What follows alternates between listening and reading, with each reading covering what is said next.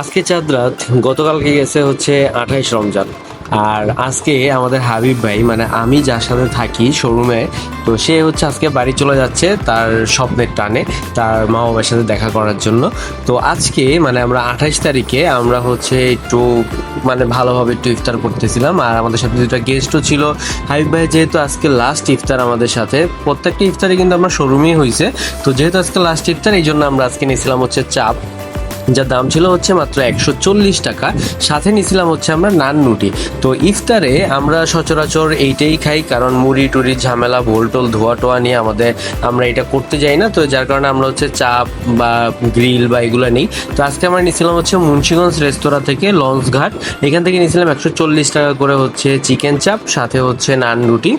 আর এখানে আপনারা যাদেরকে দেখতে পাচ্ছেন এরা হচ্ছে আজকে আমরা সবাই একসাথে বসে ইফতার করছি।